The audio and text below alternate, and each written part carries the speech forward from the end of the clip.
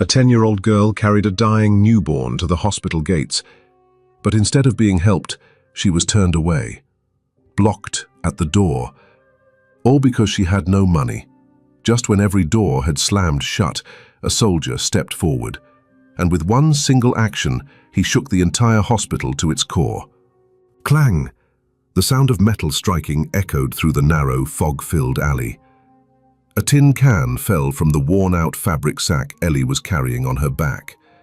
She bent down to pick it up, her eyes sweeping across the scattered scraps of junk, littering the ground beneath the cracked wall of an abandoned bus stop. It was just 7 a.m., the sky still grey. Her breath came out in small white clouds. Ellie, 10 years old, thin as a twig, wearing a frayed hoodie with worn elbows, had been wandering for nearly 2 hours. Every morning, while other kids were still curled up under warm blankets, Ellie rummaged through trash bins for plastic bottles and aluminum cans, things she could trade for a few coins at the scrapyard at the end of Southridge Street. She didn't go to school. The landlady once told her she should be thankful just to be surviving here. The alley curved behind the old bus station. The cold from the cement seeped through the soles of her worn-out shoes. Ellie dug into a large cardboard box, but it only held a few crumpled milk cartons and plastic bags. She opened the lid of the next bin. Wah! A faint cry. Ellie froze. It wasn't a cat, not a dog. It was a human sound. She turned her head, listening. The sound came from behind the broken concrete pillars at the far end of the old bus station, the part no one had stepped into for months. Gently setting down her bag of recyclables, Ellie crept forward, her shoes crunching soft paper beneath her feet. There it was, a soggy cardboard box, sunken in as if someone had stepped on it. On top, a thin cloth lay trembling. Ellie dropped to her knees, heart pounding. Her fingers shook as she peeled the fabric back. Inside was a newborn. The baby's skin was ghostly pale, lips purplish blue. The tiny body was swaddled in a drenched, ragged towel. The umbilical cord hadn't dried yet. The baby's eyes were half shut, chest barely rising and falling. You had to lean in close to hear the wheezing breath through its nose. Ellie fell back, hand clutching her chest. A single thought shot through her mind: run and find someone. But this part of town was empty. Adults didn't show up until after 9, when the garbage truck came. She looked at the baby again. 3 seconds of hesitation. Then Ellie took off her hoodie, the only warm thing she owned, and wrapped it tightly around the baby. The infant's body was ice cold. Ellie held it close, arms shielding its head. "Don't sleep, don't sleep." She murmured over and over again, voice soft and raspy, as if she were trying to soothe herself more than the baby. The distance from here to the town hospital was nearly 2 miles. Ellie had never walked that far before. But this time, she ran. Not for herself, not for money, only for the baby who couldn't even cry, just whimpered softly in her cold arms. She knew one thing: if the baby fell asleep now, she would never wake up again. The wind whipped against her face. Her eyes stung. Ellie's stomach growled. It was empty. She hadn't eaten all morning. But she didn't stop. She dodged garbage trucks, leapt over cold puddles splashing from the curb. With every step, her breath grew heavier. With every slip, she clutched the baby tighter, as if afraid she'd fall out of the world. People saw her as she ran down the street, but no one asked, no one stopped. No one noticed the skinny little girl clutching something wrapped in a jacket. The gates of San Rafael Hospital appeared ahead, automatic white doors gleaming like porcelain, guarded by a man in uniform. Ellie didn't know how much farther her legs could go. Her knees ached, one scraped and bleeding from a fall at the intersection, but she didn't stop. The baby in her arms had gone silent. She screamed, loud, desperate, when she saw a hospital staff member. "Please help. Someone. This baby is dying." A doctor turned but walked past. A guard shook his head, signaling her to stop. Ellie's words didn't end with a period. They were a lifeline, pulling every fear, every hope, every dream she never dared to have. Inside the damp hoodie, the baby's eyes stayed shut. Ellie dropped to her knees, not because she wanted to, but because she couldn't stand any longer. Her hands trembled, her eyes locked on the hospital's glass doors, and then in the blur of dizziness, a question rose quietly in her mind. If it were me, would anyone save me? Ellie stumbled up the front steps of San Rafael Hospital, her breath puffing out in pale white clouds. Her arms were numb from holding on too long, her hoodie soaked through, and the infant's tiny chest was pressed tightly against her own. Her face had gone pale, but her legs kept moving. Her eyes scanned the large glass doors ahead, the kind where patients were usually wheeled in on gurneys or wheelchairs. A tall security guard in uniform stood beside the automatic entrance, arms crossed, eyes focused on a delivery truck backing into the lot. Ellie picked up her pace. Her trembling feet met the slick tile floor just as the doors slid open. Please help this baby." Her voice cracked, cold, breathless, exhausted. The infant made no sound, its head lolled to one side, tiny face buried in the folds of her sweatshirt. The guard turned. First came surprise, then a frown. "Stop right there, kid, what's going on?" The baby was abandoned, freezing. She's barely breathing. Ellie extended both arms, revealing the soaked blanket and a bluish, lifeless little face. The man didn't move. A long pause hung in the air. From inside the lobby, a nurse on the morning shift walked out, hair neatly tied back, clipboard in hand. "What's happening here?" "She's got a baby with her. No adults around, no paperwork either," the guard said, not taking his eyes off Ellie. The nurse stepped closer, glancing at the child in Ellie's arms. Her brow furrowed instantly. "Is this your baby?" "No, I found her in a trash bin behind the bus stop." "Where exactly?" "Across the street, by the old station." The nurse narrowed her eyes and stepped back half a pace. "No adults, no birth record, no insurance. You can't just carry someone in here and expect emergency care." "But she's dying," Ellie shouted, her voice echoing through the wide hospital entrance. A few people passing by turned to look. A mail clerk standing at the coffee machine froze mid-sip, but no one moved closer. The nurse closed her clipboard and crossed her arms. "Sweetheart, this is a hospital, not a shelter." The words dropped like a stone. Ellie blinked, unsure she'd heard right. "But aren't doctors supposed to save people?" The nurse said nothing. The guard glanced at her, waiting for an answer. The only thing the woman finally said was, "We need to call Child Protective Services. We don't handle things like this." Ellie dropped to her knees. She didn't care that her pants got dirty, didn't flinch at the biting cold against her skin. She held the baby tightly against her chest, her shoulders trembling, her voice barely a whisper. "Please, please don't let her die." Tears fell down her dirt-smudged cheeks. "I don't know what else to do." In that moment, no one moved. A full minute passed, frozen in time. She remained kneeling there, outside a brightly lit hospital, beneath a glowing sign that read, "Life is our priority." The security guard shook his head, one hand reaching for his radio. "I'm calling the police." "This child has no legal guardian." "I didn't do anything wrong." Ellie stepped back, clutching the baby tighter. "I just want someone to save her." Her eyes scanned the nearby adults. A middle-aged man pulled out his phone, not to call for help, but to record. A young woman with a handbag walked by, glanced briefly, then lowered her head and quickened her pace. No one came closer. Ellie understood. This place wasn't meant for her. A soft sound came from beneath the blanket, a faint breath escaping from the baby's throat. Ellie jolted. She was still alive, but barely. Ellie stood up, unsteady, trying to push her way inside. The security guard stopped her, this time with more force. "No, you can't, I already told you." Another nurse walked over. She looked younger. Her eyes still held a trace of kindness, but when she saw the first nurse give a stiff nod, she hesitated, bit her lip and said only, "I'm sorry. I can't help." Ellie said nothing more, no tears, no pleading. She simply stood there, holding the baby tighter, as if both their lives were quietly slipping away. Behind her, the hospital gates slowly closed. ChatGPT Bam, a car door shut firm but unhurried.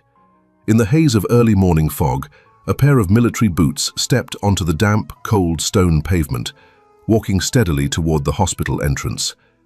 David, 32 years old, a Marine just back from an overseas deployment, breathed in the sharp morning air. He wasn't in a rush. Today was just a routine post-recovery checkup before heading home for good. A canvas backpack hung from his left shoulder. In his right hand, he carried a folder of medical documents. But he stopped in his tracks the moment he heard it. "Please, just save the baby." The voice was barely audible, rasping from a throat dried out by desperation, a sound from someone who had nothing left to lose. David turned. In the corner of the hospital lobby, near the emergency stretcher bay, a small girl was being blocked by two adults in uniform. One was a security guard. The other, a nurse holding a clipboard, had a look of wary suspicion in her eyes. The girl clutched something tightly in her arms. Her eyes lifted, pleading, but the adults weren't listening. They only shook their heads. They began to back away. David didn't understand everything yet, but his body moved before his brain caught up. "What's going on here?" he asked as he approached. The guard turned, scowling. "Back off, sir. This doesn't concern you. We've got it handled." David didn't stop. He took a few more steps and then he saw the child, a newborn, bluish, silent, almost lifeless, wrapped hastily in a soaking wet hoodie. The little girl was holding the infant close to her chest, her body trembling from the cold, yet her arms clung tightly to the bundle like it was the last thing she had in the world. David felt his heart tighten. He had seen casualties on the battlefield before, but nothing compared to this moment, in the middle of a peaceful city, right in front of a gleaming hospital, where a child was gasping for life and no one reached out. He turned to the hospital staff. "What are you doing here? Why isn't the baby being brought inside?" The nurse replied, her voice flat, like she was reading from a report. "No legal guardian, no insurance. Child's condition can't be verified. We've notified social services. You said you can't verify the condition. The baby is about to die right there," David said, not shouting, but his voice was sharp as steel. "Standard procedure for unidentified minors. We follow protocol." David clenched the strap of his backpack, exhaling forcefully through his nose. He looked at the girl. Ellie looked back. Their eyes met, one pair filled with fear, the other shaped by war. David said nothing more. He leaned down and calmly removed his army jacket, heavy, worn, scratched, and wrapped it around Ellie's shoulders. "Keep warm," he whispered. Then, without warning, he bent down and gently but firmly lifted the baby from her arms. "No, no. Where are you taking her?" Ellie cried, gripping his arm in panic. "I'm going to save her, and you too." A small hand still clutched at him, but it couldn't resist the quiet strength in his motion. David walked straight toward the automatic doors, his gaze commanding the entire space. "Stop!" a security guard yelled. "You're not allowed to do that." David didn't look back. "Then file a complaint," he said without breaking stride. "But if none of you will save her, then let me take the blame. I won't let a child die because of red tape." The doors slid open. Cold air rushed in. He stepped inside, carrying a freezing child and the weight of a system that had just said no. Ellie stood there, frozen, watching him go. From behind, a few people began to whisper. Some pulled out their phones to record. Others just stood in silence. The guards and nurses froze. They didn't have time to intervene, and even if they did, they wouldn't have dared. David, no longer a soldier by rank, walked with the weight of both honor and humanity on his shoulders. Minutes later, he handed the baby to the doctors in the emergency room. An older doctor flinched slightly when checking the baby's pulse, then quickly called for internal medicine. Nurses began to run. The vital signs monitor lit up, blinking rapidly. Out in the hallway, David stood still. 1 minute, then 2. Ellie remained beside him, her eyes locked on the closed doors. "My name is Ellie," the girl said softly. David nodded. "And you?" she asked. "David," he replied. "And from now on, you won't have to be alone anymore." The emergency room doors slammed shut behind them, leaving the hallway cold and sterile under pale fluorescent lights.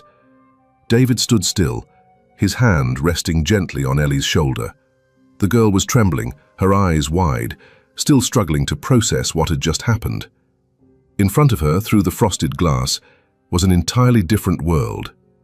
Adults in green scrubs, masked faces, machines in motion, all locked in a battle against silence. An older doctor, his hair flecked with grey, rushed in after the short alarm had sounded. They called him Dr. Parker, the attending physician that morning. Without wasting a word, he glanced at the tiny baby lying limp and bluish on the warming table, then turned to the young nurse beside him. "How long?" "Unclear. She was brought in by a little girl. The baby was abandoned in a trash bin. No documents, no idea if she was premature or full term." Parker didn't nod. He immediately bent down to check for a pulse, then shouted, 36 degrees, oxygen low, acute hypothermia. Get the warm IV fluids, full-body heat lamps, start glucose drip. Now! Outside, Ellie gripped the hem of David's coat with white-knuckled fists, her wide eyes fixed on the blurred figures behind the glass. I thought she was already dead." David leaned down, his voice calm, steady. "No, they're fighting. Just like I used to."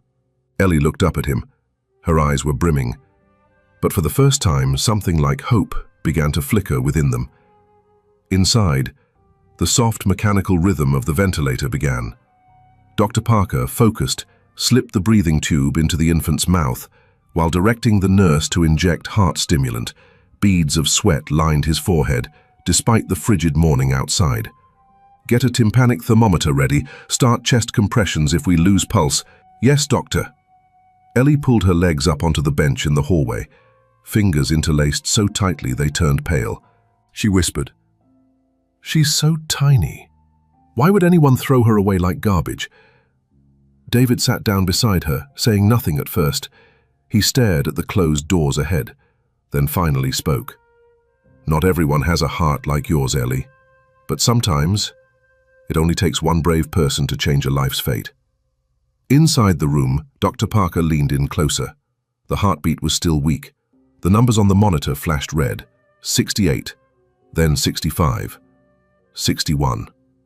"Don't give up, little one. We don't even know your name yet." He pulled his hand from his coat and gently pressed 2 fingers against the baby's chest.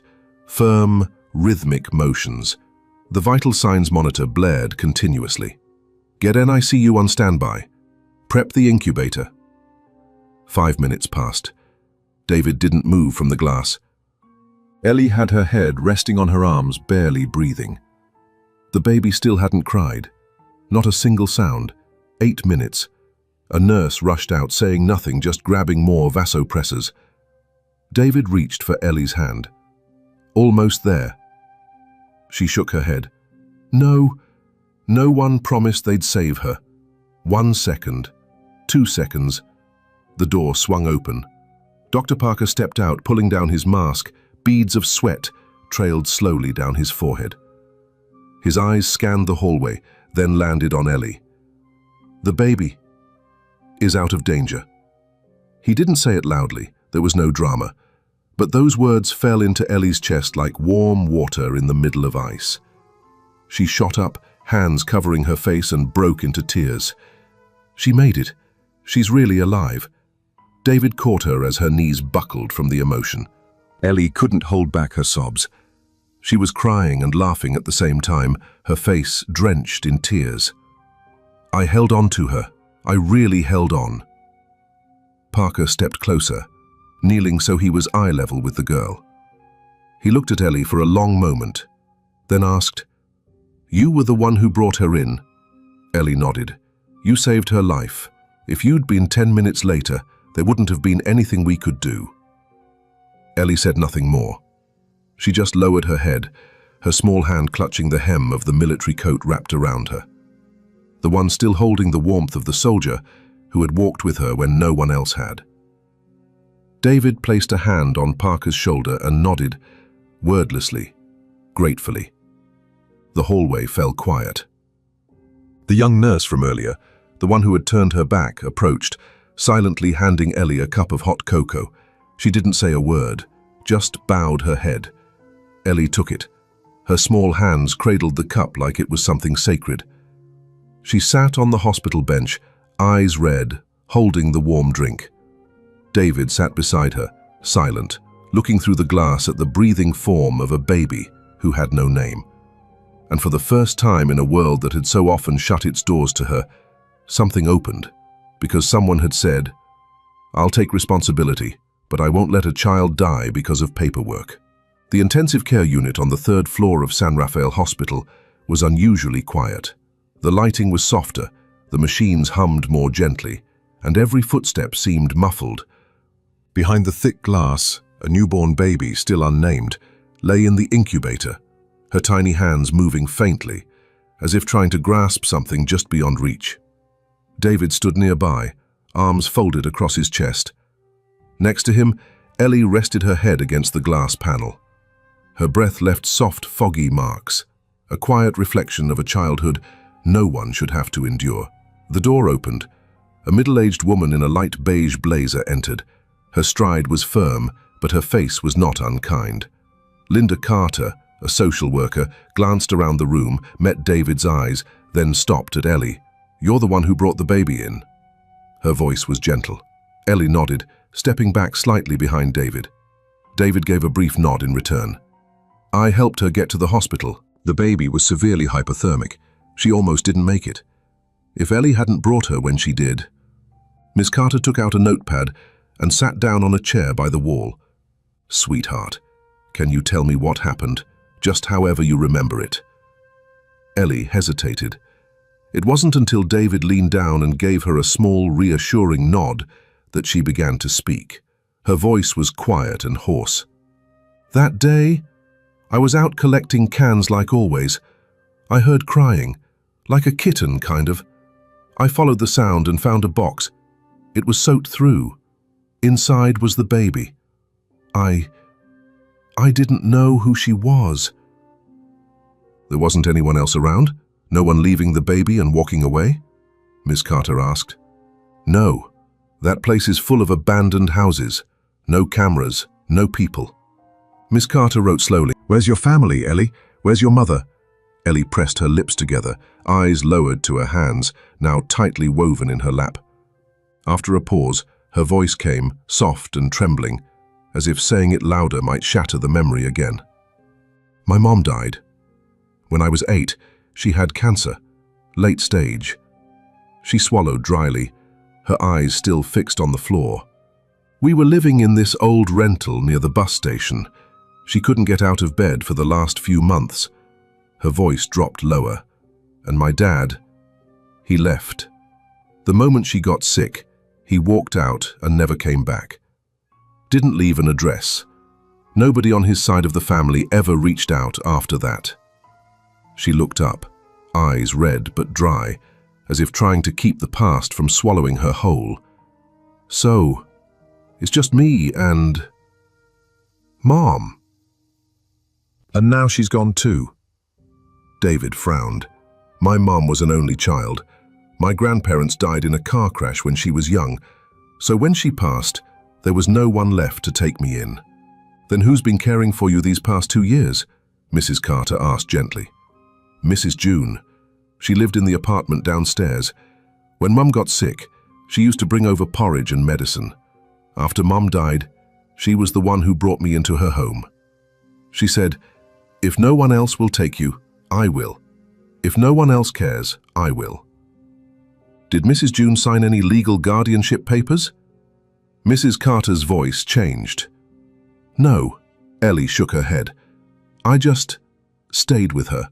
No one asked. No one checked. She has arthritis and can't get around much. So I picked up recyclables, bought groceries and paid for her medicine."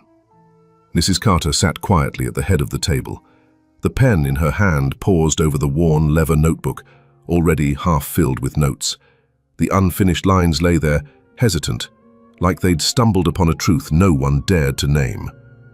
Under the pale yellow light of the meeting room, her face carried not the usual pity of seasoned social workers, but something heavier, like what she was hearing didn't fit into the margins of any report. David stood nearby, arms folded, voice low and tight. This girl hasn't been to school, no medical records, no education files, no supervision, no oversight. And yet she's still alive, because she decided she wasn't allowed to die. The room fell silent, as though even the walls had paused to listen.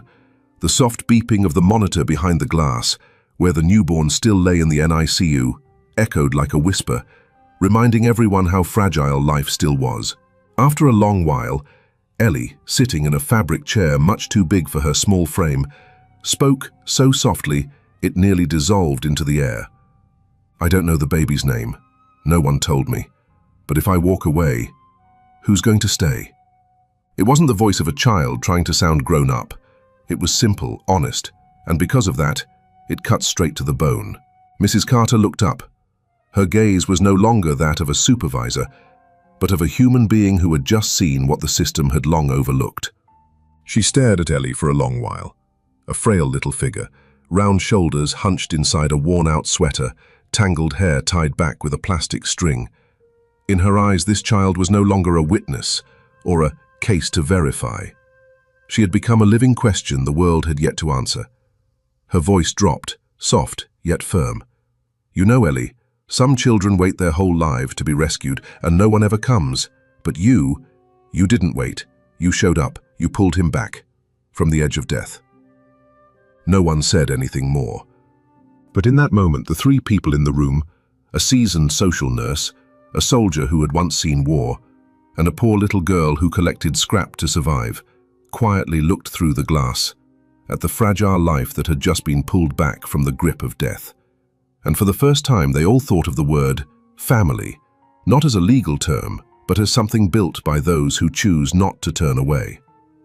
David looked at Ellie differently now. It wasn't pity anymore. It was respect. "Have you given him a name yet?" he asked gently. Ellie turned her gaze to the incubator. Her eyes softened, warmth settling in. Then she whispered, "Gabriel, the angel I pulled out of the trash." David allowed himself a rare smile, but something in his chest shifted, not just because of the name, but because that little girl, in a world full of people who look away, had chosen to step toward a child with no name. And maybe, just maybe, she too was still waiting for someone to take a step toward her. The morning sunlight streamed through the large window of the neonatal care room. It was soft, quiet light, gently falling onto the thin blanket covering the incubator. The baby no longer looked pale or breathless. Now there was only soft pink skin and a steady heartbeat blinking calmly on the monitor. Ellie stood close to the glass, both hands pressed against the edge of the door, as if afraid all of this was just a dream. She stared at the baby, then looked up and asked quietly, "Uncle David, has he opened his eyes today?" David stood beside her, his hands tucked into the pockets of his military fatigues. He had changed out of his boots, but he still wore the uniform, as if holding on to a thread of the life he once knew. But when he looked at Ellie, and then at the little boy, that thread began to loosen. "Not yet," David said softly, "but the doctors say everything looks stable. He just needs a few more days." "Then, can I touch him today?" David glanced at the on-duty nurse. She gave a small nod. "Only with gloves and after disinfecting." Ellie nodded quickly and followed the instructions without hesitation. She slipped her hand, awkward but careful, through the small access port of the incubator. The baby's tiny fingers brushed against her index finger. "So warm," she whispered, her eyes never leaving the small, trembling arm. Later that afternoon, Linda Carter, the social worker, returned to the hospital. "You're still here?" she asked when she saw Ellie sitting quietly on the bench in the hallway. Ellie nodded. "You haven't eaten anything, have you?" Linda asked again. "I'm not hungry. I just want to be near him," Ellie replied simply. David stood at the end of the hallway, phone pressed to his ear. Light from the window filled the cold space behind him. The call had just ended. As he turned around, he saw Mrs. Carter waiting, holding a file in her hand, her expression serious, but not unkind. She gave a small gesture, inviting him to step into the side corridor for a private conversation. "We just submitted the report regarding the newborn's condition," she began, her voice calm but firm. "Since there's no birth certificate, no family to confirm identity, by regulation, we're required to transfer the infant to a temporary intake facility within 72 hours. David stopped in his tracks. His hand clenched slightly, almost without realizing. A slow breath escaped through his lips before he spoke, voice low. "She barely survived a few hours ago, and it was Ellie, a 10-year-old child, fragile as a winter leaf, who held that baby in her arms, ran for miles in the bitter cold begging for help." He looked at her. His gaze wasn't angry, but it carried the weight of something deeper, buried frustration. And now, the first warmth that child ever felt, the first skin she touched, the smell of that old sweater she buried her face into. "You're saying they have to be separated, as if none of that matters between two children?" Mrs. Carter exhaled quietly, visibly uncomfortable. Her voice slowed, softened, but didn't waver. "David, I understand how you feel. Believe me, I've seen many children torn away from each other. But Ellie, she's not a legal guardian. She's also an unregistered minor, with no known guardian, no permanent address, no identification." She paused a moment before continuing. "The law is very clear. We can't keep the infant here longer than 72 hours without proper documentation. And I'm not authorized to keep the two of them together just because of emotional attachment. I can't let feelings override legal process." David said nothing. His jaw tightened slightly. His eyes drifted down the hall into the dimness, as if trying to wrestle with something deep inside. Mrs. Carter went on, her tone a touch gentler, though her stance remained unchanged. "I've requested special permission for Ellie to visit the baby a few more times, at least until the transport from the center arrives. But when the time comes, I need to be certain there will be no resistance to the transfer." David didn't respond right away, but his eyes stayed fixed on the neonatal room where a newborn lay breathing through a tube, and a small girl stood just outside hugging a worn-out teddy bear, waiting to see the only soul in the world she called sister. That nightfall, ChatGPT Danoi. Ellie sat by the window, knees pulled up to her chest. David sat beside her. Neither of them spoke. Then Ellie looked up at him. Her face was dry, but her eyes shimmered with unshed tears. "Uncle David." "Yes. I know I'm not her mother. I do. But I was the first to hold her, the first to hear her cry, the first to keep her alive when she was left in that dumpster." "Yeah," David replied, gently, waiting for more. "I have nothing to prove it. No documents, no witnesses. But if I walk away, who's going to stay?" David looked at her.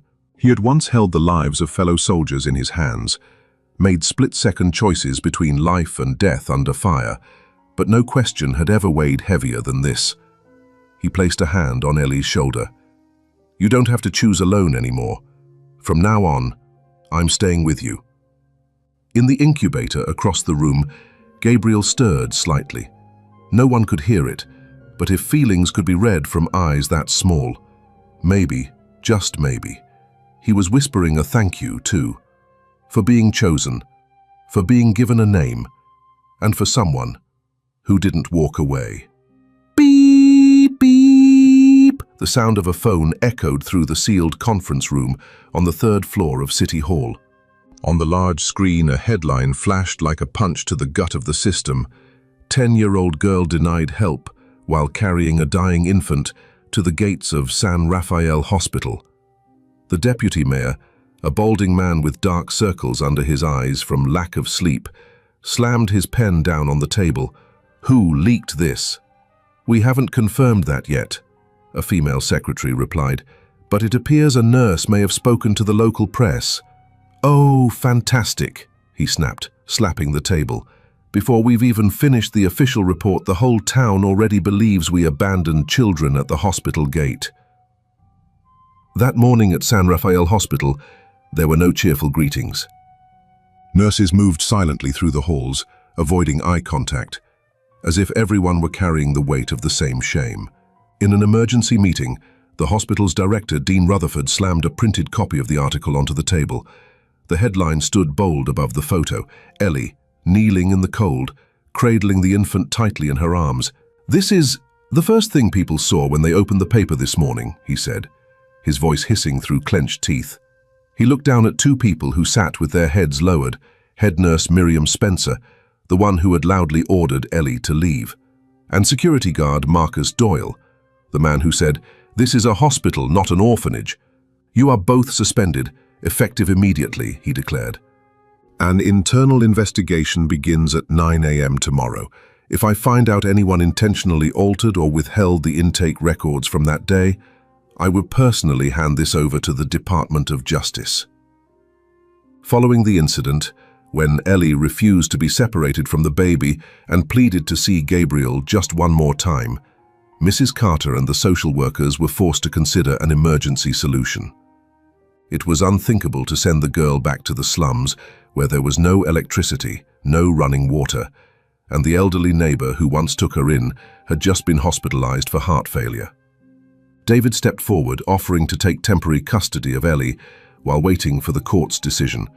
He brought her home to a rundown apartment on the outskirts of the city. It wasn't spacious, it wasn't fancy, but it was clean, warm, and had a bed where a child could finally sleep, without hearing screaming voices or the wind howling through holes in the tin roof.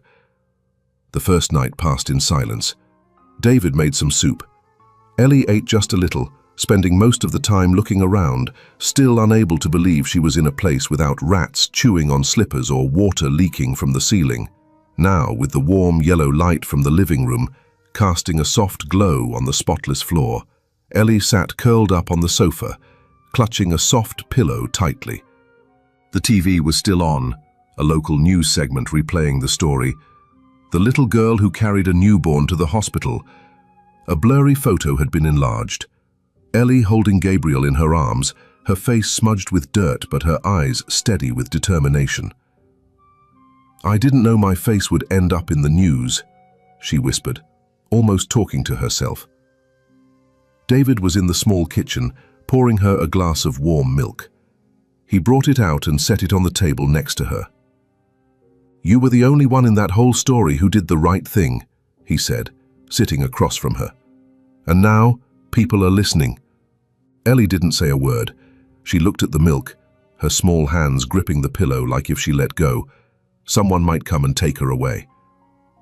David stood up and walked into his study. A moment later, he returned holding a stack of freshly printed papers, the ink still faintly fragrant. He placed them on the table, his gaze steady, not pressuring, just sincere. "I need to ask for your permission about something." That afternoon, David had been summoned to a meeting at the Office of Child Welfare. In the room were two representatives from social services, a city prosecutor, a supervisory attorney, and hospital director Dean, with a heavy expression on his face. "We didn't call you here to commend you," the lead official began. "You entered the intake area without authorization and interfered with the legal procedures of a public hospital." David nodded. "I know. And you had no license, no legal right to care for any of the children involved in that situation." David didn't flinch. He simply responded, "Because no one with a license was there. A child nearly died in a trash bin." The entire room fell silent. "Do we have a copy of the statement you submitted to the press?" one person asked. David pulled 3 sheets of paper from his briefcase and laid them on the table. "It's not a statement. It's a proposal. I want to establish an independent organization called the Gabriel Humanitarian Foundation to protect abandoned or unidentified children within this very system." "What system?" Someone raised an eyebrow. David looked directly at them.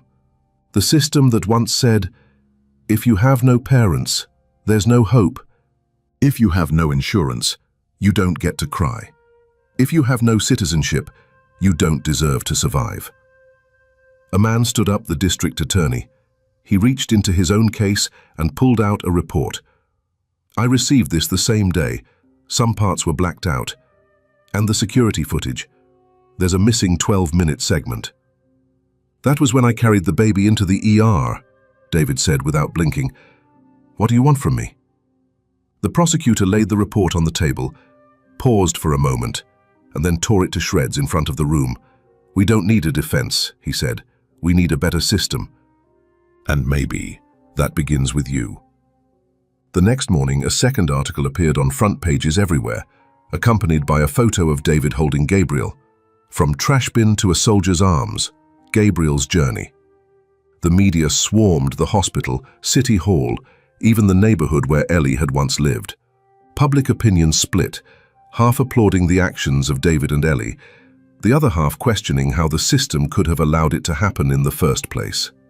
But no matter which side they were on, everyone agreed on one thing. A 10-year-old girl should never be the first line of defense for a dying infant. That evening, David took Ellie to Central Park. They sat on a wooden bench beneath a large tree. In front of them were hundreds of lit candles, a spontaneous, quiet vigil for the nameless children. Ellie gazed at the sea of flickering lights, then turned to David. You think we can really do it? The Gabriel Foundation? David placed a hand gently on her shoulder and said softly, I don't know if we can, but I know we have to try. The faint static hum from the old security monitor seemed to freeze the entire room. On the grainy screen appeared a familiar scene, the abandoned bus stop, still shrouded in darkness.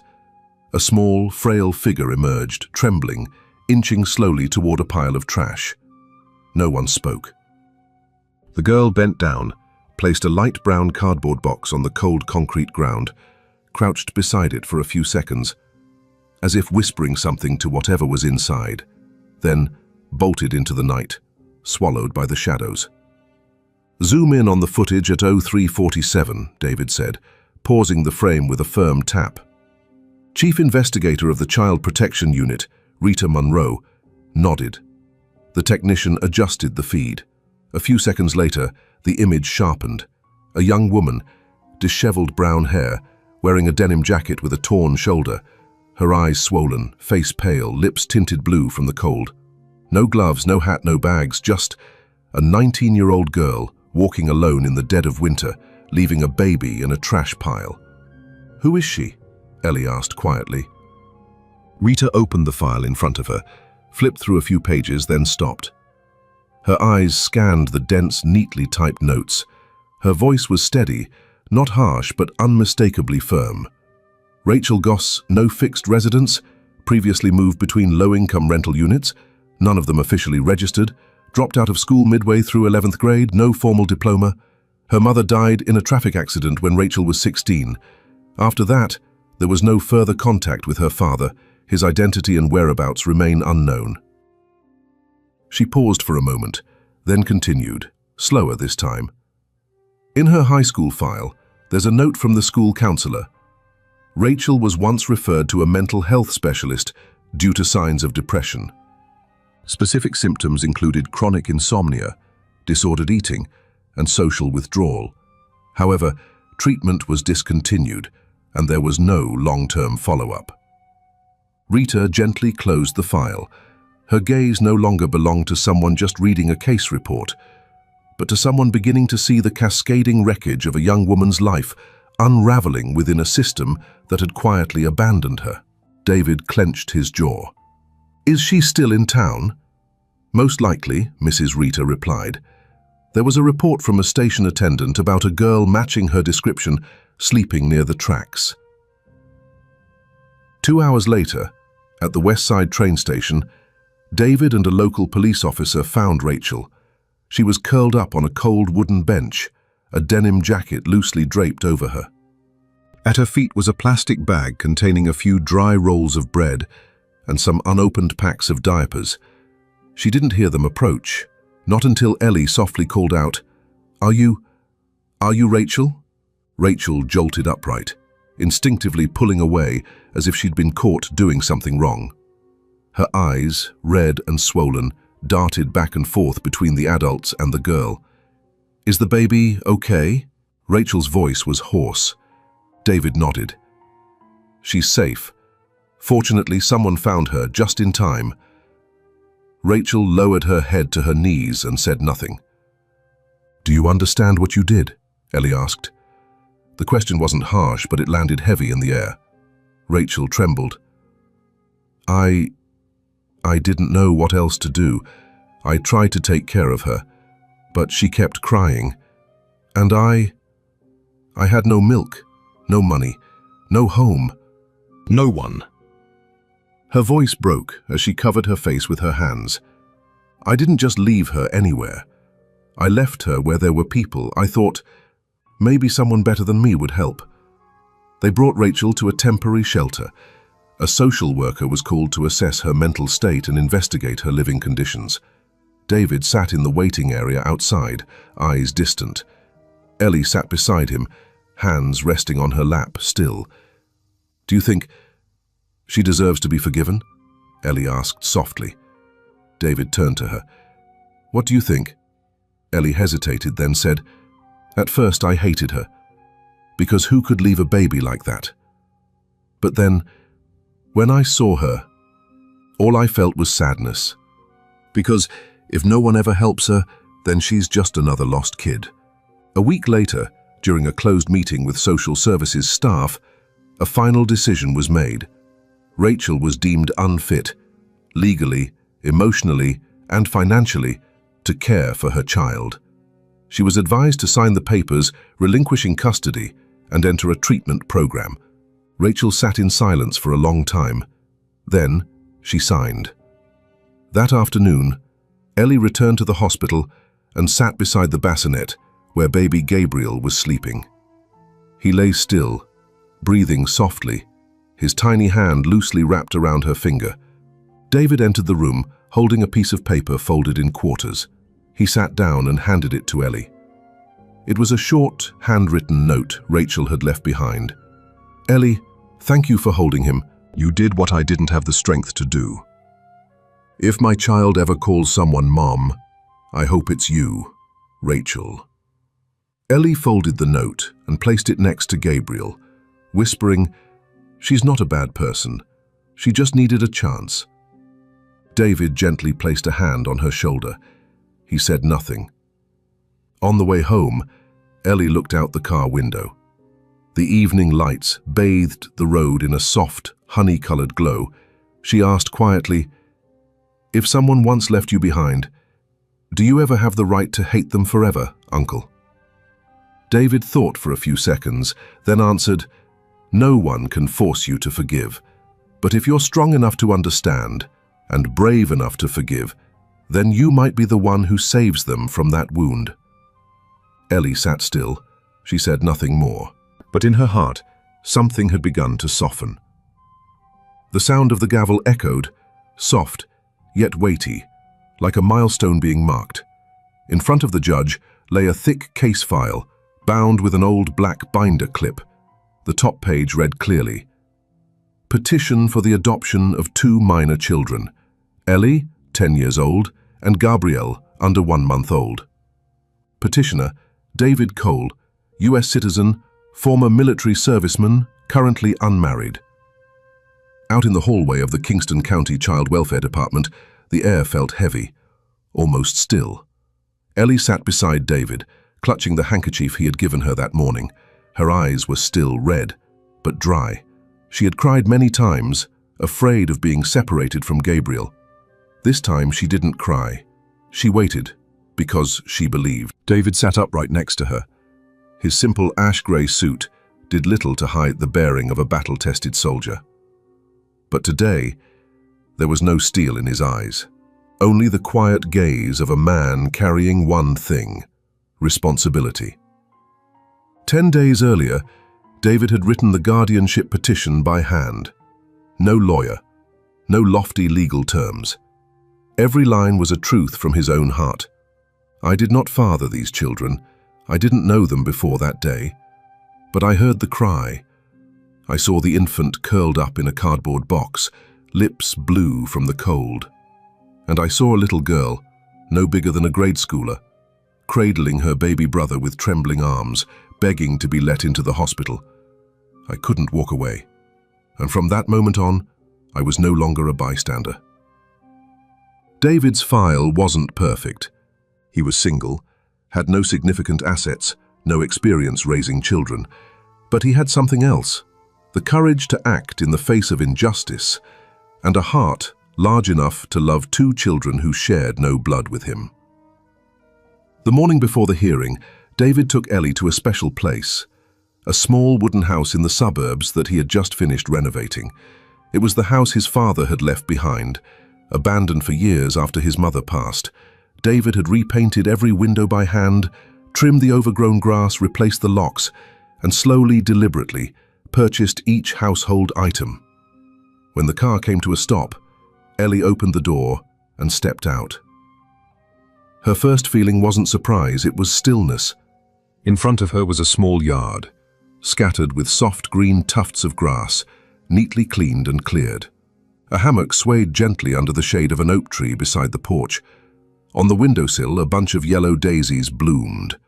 The same flowers she had once drawn at the hospital, the same ones she had whispered to Gabriel about. "If we ever have a home, I'll plant yellow daisies." David handed her a key. "Would you like to open the door?" Ellie nodded. Her small hand took the key, trembling slightly, then turned it with quiet resolve. Inside was a modest but cozy room, a clean kitchen, a cream-colored tablecloth. On the wall, a framed photo, David holding Gabriel and Ellie standing next to them, smiling. The photo was taken right after Gabriel had survived his medical crisis. David had it printed and saved since that day, never mentioning it to Ellie, until now. I don't know what to say," Ellie whispered. "You don't have to say anything," David replied. "Just know this is a place where you'll always belong." But that joy was soon tested. An internal memo from the Department of Child Welfare arrived. Ellie and Gabriel's files would be separated. The agency deemed it unreasonable for a single man like David to raise 2 children who weren't related by blood and had vastly different ages and care needs. David rushed to meet the case officer. The conversation took place in a small conference room. The attorney from the agency explained, "We don't question your good intentions, but under current policy, infants are typically prioritized for adoption by families with experience caring for young children. As for Ellie, given her history of instability, she needs to be placed separately for assessment on her adaptability." David spoke, not loudly but with unmistakable clarity. "If you believe separating these 2 children is your idea of stability, then perhaps you've never seen a little girl trembling as she clutches her baby brother in the cold while no one else even bothers to look down." That evening, David told Ellie everything. "Are they going to take Gabriel away from me?" Ellie asked, her voice barely a whisper. David didn't lie. "That's what they're considering, but I'm going to do everything I can to keep you 2 together." Ellie was quiet for a long time. Then she said, "If I lose Gabriel, then I don't need a house. I don't need flowers, I don't need a warm kitchen, because I only know how to love him." The next day, a consultation session was held at the Child Protective Services office. David, Ellie, a legal representative, and 2 social workers sat around the table. Once again, the proposal to separate the 2 children was read aloud. This time, Ellie didn't wait for them to finish. She shot up from her seat, clutching Gabriel tightly in her arms, the baby still fast asleep in a blanket. "I kept him alive. I'm not asking to adopt him, I'm just a kid. But I warmed his body with mine. I held him the whole way as I ran to the hospital. Please don't take him away from me. Please." Someone in the room turned their face away. Another lowered their head. David placed a hand gently on Ellie's shoulder, but no one interrupted her. Because truth doesn't need defending, it only needs to be heard. 2 days later, the court scheduled an official hearing. David, Ellie, and Gabriel would appear together, and for the first time, there would be a real chance for them to be seen as a family. The sound of a gavel echoed through the small room inside Kingston County Hall. Outside, the late spring sunlight poured quietly across the porch, casting a golden glow through the faded old windows. Inside, rows of wooden benches were neatly arranged, where witnesses, from Nurse Carmen to Dr. Parker, sat in solemn silence, waiting their turn to speak. David Cole, dressed in a crisp white shirt, stood straight before the bench. Beside him sat Ellie, in a simple floral dress, her hair neatly braided, quietly holding Gabriel wrapped in an ivory knit blanket. The baby slept peacefully, unaware that the entire room was holding its breath, waiting for a decision that could determine their future. "Mr. Cole," Judge Beringer began, his voice steady but not cold, "would you please explain why you are seeking guardianship of both children?" David stepped forward half a pace. He had no attorney with him. Just a handwritten statement tucked inside a thin folder. "Your Honor," he began, his eyes never leaving Ellie. "I don't have much. I was a soldier. I know how to protect. But when I saw Ellie being turned away from the hospital gate, I realized sometimes the battlefield isn't where the bullets fly. It's where we choose to stand when everyone else walks away." He paused, then added more quietly, "I'm not their biological father. But I was the first to say, 'What do you need, sweetheart?' That, I believe, is enough, at least to begin." Nurse Carmen, the one on shift that morning, nodded firmly. "If it weren't for David, that baby would have died out there. And Ellie, she's the bravest child I've ever met." When it was Ellie's turn, a social worker gently helped her to the stand.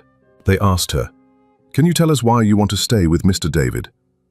Ellie looked around, eyes glistening, then glanced at David, then at Gabriel. 1 second of silence. "Because he's the only one who stepped up when no one else did.